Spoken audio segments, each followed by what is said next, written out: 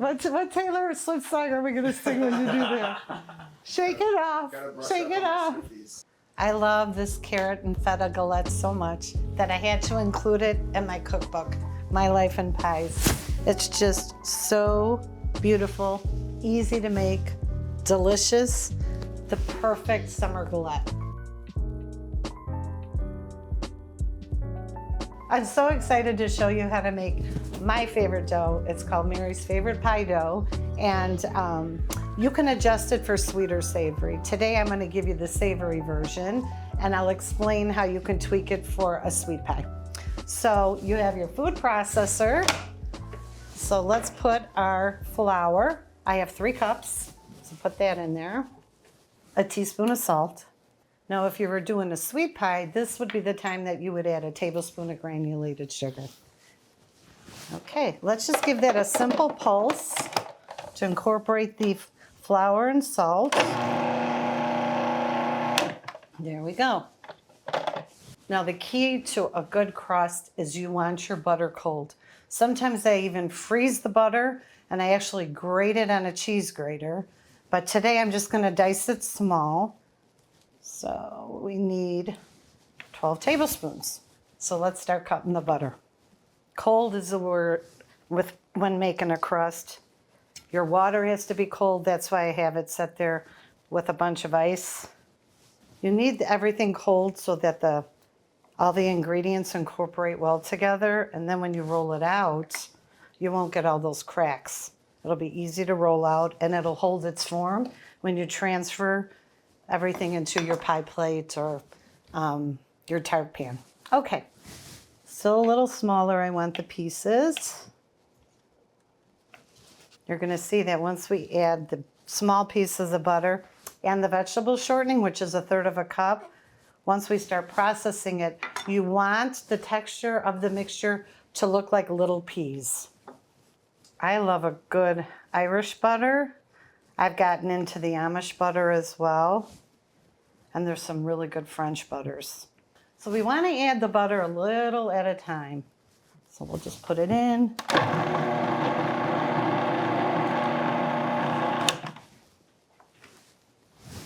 Well, we want a nice, even mixture.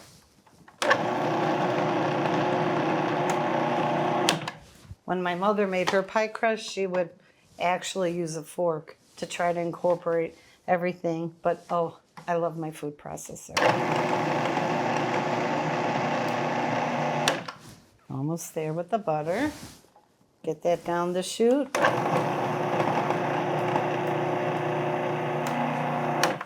Okay, so now it's time to add the vegetable shortening. So with this, I take my lid off because I want to try to put a little bit of shortening in different locations. It's hard to do that through the chute for me. So this is how I do. I drop little droplets of the vegetable shortening. I did a lot of research on my recipe for the perfect pie crust because you've got the pie crust that solely use vegetable shortening, and then you've got pie crusts that use butter. And in my experience, I love the flakiness that comes with using vegetable shortening, but who doesn't love the taste of butter? So I decided to use half and half. I use a little vegetable shortening and a little butter because I feel, why not have the best of both worlds? Okay, so let's go ahead and let this pulse. It'll start looking more like little peas once we start adding our cold water. So I've got ice in here, and I've got my tablespoon. And I just start adding, usually it could be anywhere from like 8 to 10 tablespoons. So let me start off, I'm gonna add 4.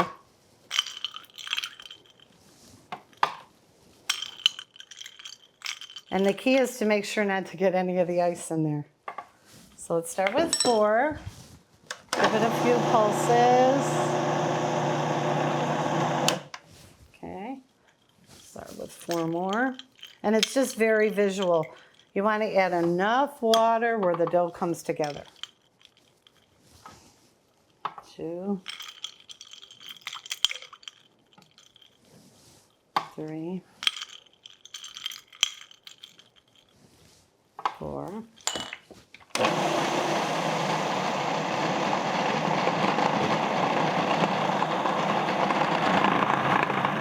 Oh, it's getting there. Needs a little bit more liquid. So you see how visual this is? And the key is to go gradual because you can always add a little bit more, but you can't take it back. And it's added 2 more in there. Let's see if the dough will come together.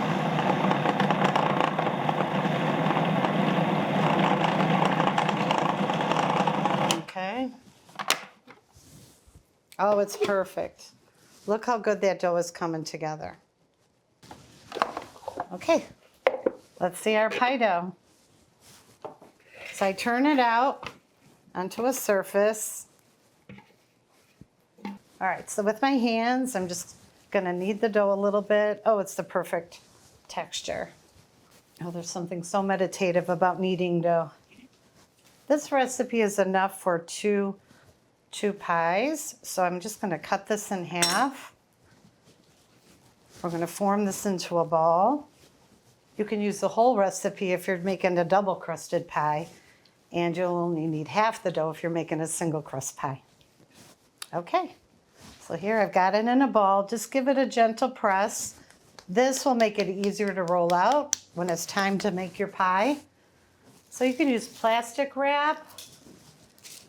Go ahead and wrap that up.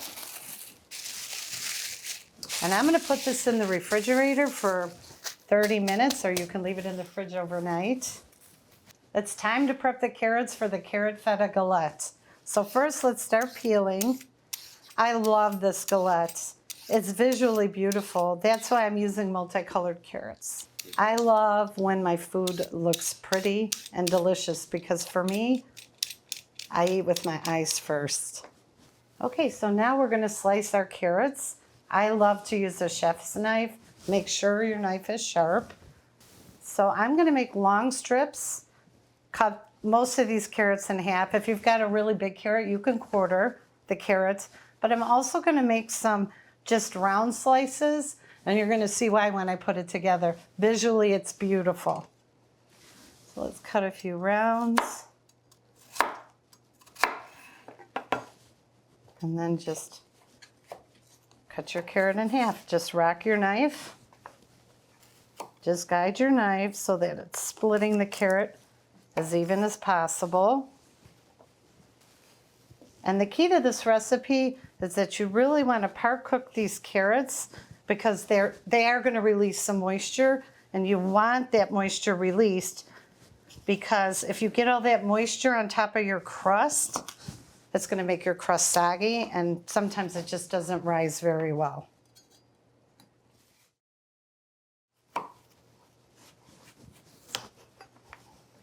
Look at how beautiful. They have yellow on the inside. So I am going to arrange. I've got a parchment lined baking sheet, so let's arrange our carrots. Nice and evenly spaced out so they cook evenly. So just go ahead and add your rounds. So I have my oven at 400 degrees, and we're just gonna part cook these for about 10 minutes. Let's drizzle some olive oil evenly over the carrots. You wanna make sure that they're not overly drenched. That looks pretty even. So let me add a little bit of salt and then pepper.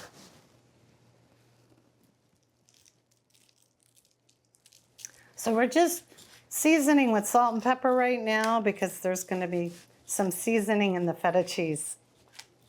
Okay, in the oven they go.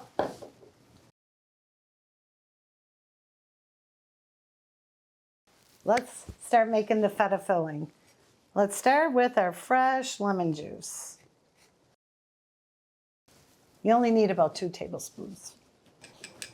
There's 1, there's 2. Okay, so we need 1 garlic clove. I like to pick out the biggest one because in our family we're garlic nuts.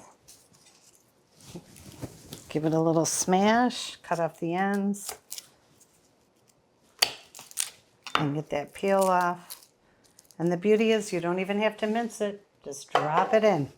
Let's start working on our Italian flat leaf parsley. We're going to need about 1/4 cup. I'm known for not minding if there's a little stem mixed in with the leaves. So just give it a little coarse chop, because remember, it's going to go right in the food processor and let the processor do all the work. Okay, got 1/4 cup of that. Well, I got the 1/4 cup in my hand. Let's add 1/4 cup of olive oil. Put that in. Okay, we've got 1.25 cups of feta cheese crumbled. And now let's add some dill. I'm just breaking it off. So we need about 2 tablespoons.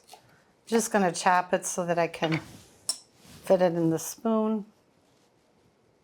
I'm going heaping. Oh, it smells so good. And let's add some fresh black pepper. Just give it a few grinds of it. All right, let's process the feta cheese mixture. And you just want to process it until it's fairly smooth.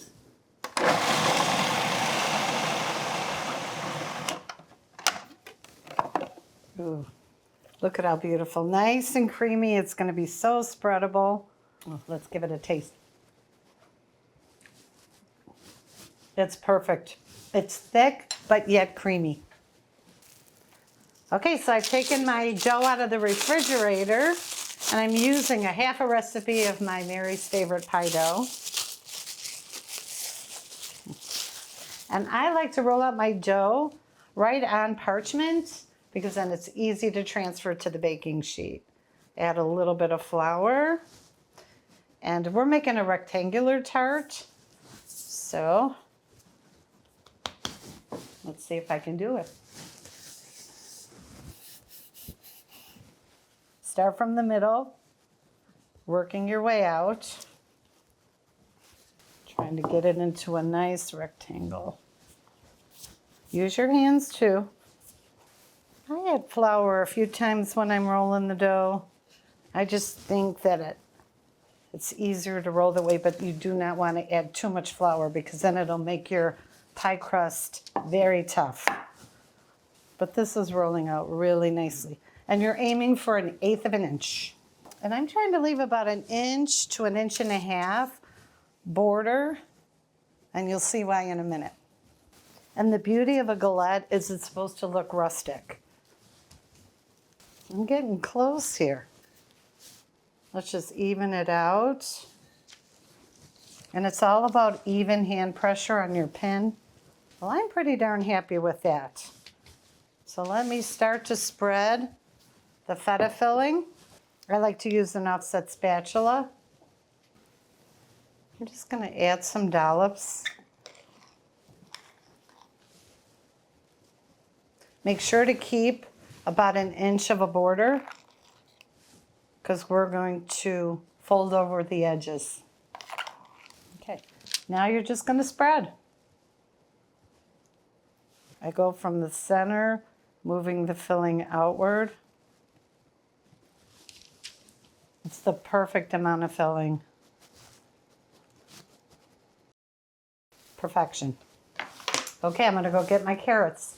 Now that my carrots are cool, we can add them right on top of the filling.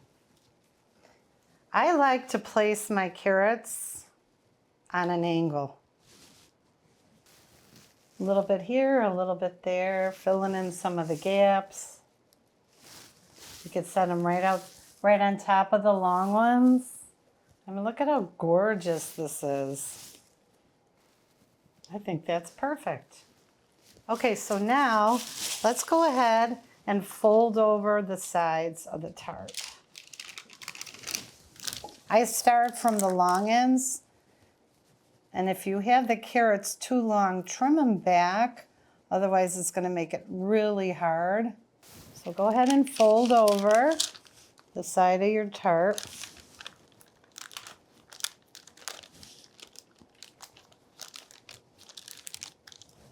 And then just pull your parchment paper back. Let's do the other side.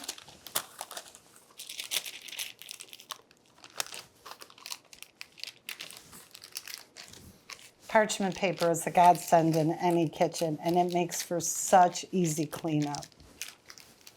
Okay, let's see how that one, oh, perfect. Now let's do the short ends. Beautiful. It's in a little bit, and let's do this last side. Beautiful. See? Just press down with your hands to make sure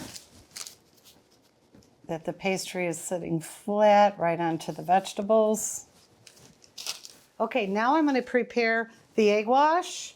And your egg wash is really important because it helps the crust brown.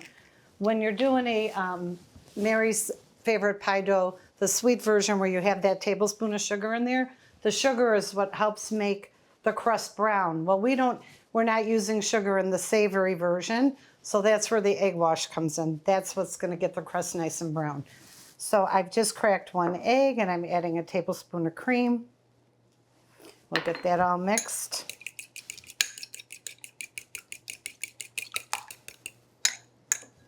Okay, then with a little pastry brush, just start painting the egg wash right along the edge of the galettes.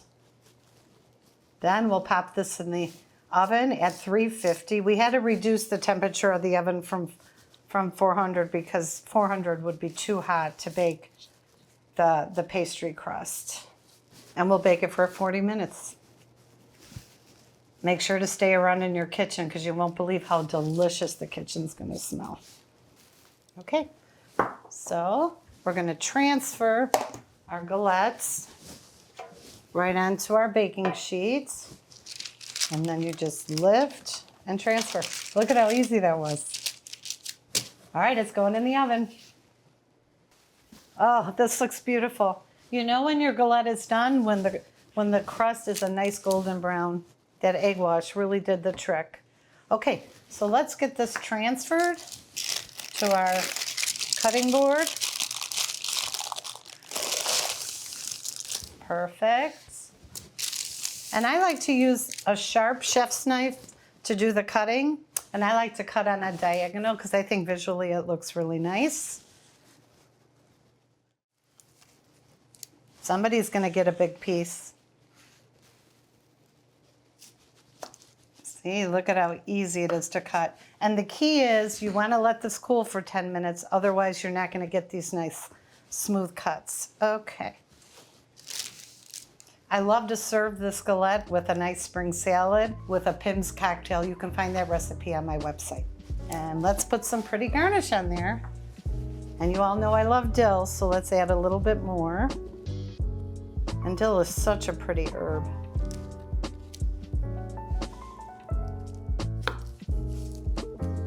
Oh.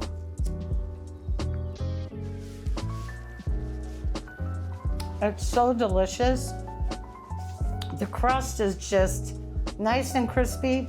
We've got that creamy layer of cheese and the sweetness of the carrots. I'm glad I made this for you all today. I'm going to go visit my daughter Madeline tomorrow. She lives in California and she loves carrots, so this will definitely be on the menu.